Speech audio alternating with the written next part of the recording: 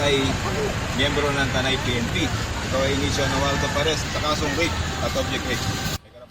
Di na nakapalag ang lalaking yan nang arestuhin ng pulisya dahil sa kasong panggagahasa. Ang 36 anyos na akusadong dating barangay tanod, ginahasa umano ang kapwa niya barangay tanod.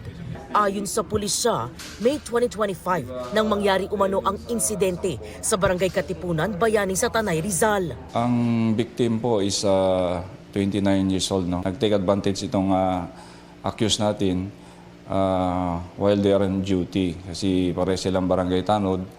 Nung nakita niya na silang dalawa lang, ayun, ginawa niya yung panggagasa. Nagsumbong daw sa mga otoridad ang biktima. Tumakas at nagtago naman daw sa ilang probinsya ang akusado.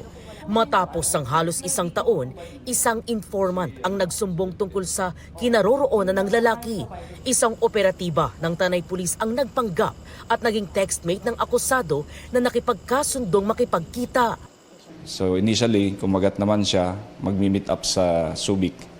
So pumunta yung mga intel operatives natin doon, inintay siya, pero hindi siya sumipot. Biguri ng pulisya na matunto ng akusado sa ilang barangay at istasyon ng pulis sa Subic.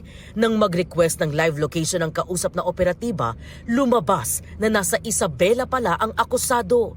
Nagpatuloy raw ang pakikipag-usap ng operatiba sa akusado hanggang sa nagkasundo ang dalawa na magkita sa Cabanatuan, Nueva Ecija. Nagpadala pa ng pera para pamasahin niya papuntang Cabanatuan. So eventually doon po siya nakuha sa isang mall sa Cabanatuan City. Wala na siyang nagawa kasi yung mga intel operatiba outnumbered na siya. Mariing itinanggi ng akusado ang paratang na panggagahasa. Aniya, may relasyon sila ng biktima. Wala pong nangyari pong panggagasa pong gano'n, ma'am. Naging kami po sa chat. Tapos nagbiro po siya na pasukin kita dyan sa CR. Ay naglalaba po ako sa CR po. Ibigla niya po pinasok doon. Hindi rin daw siya nagtago. Isinama lang daw siya ng kakilala niya para magtrabaho bilang construction worker sa Bulacan at Isabela. Giit niya, kaya siya kinasuhan ay nagalit daw sa kanya ang biktima matapos siyang tumigil sa pakikipag-usap. Masama po ng loob. Gwapo ng mga anak ko na sinisirap mo mga buhay po nila. Wala po sa kanila magpaparal mo, makulang kami po. Kung pinapahayag ko po na inosente po ako kasi po, ma'am. Walang pahayag ang biktima.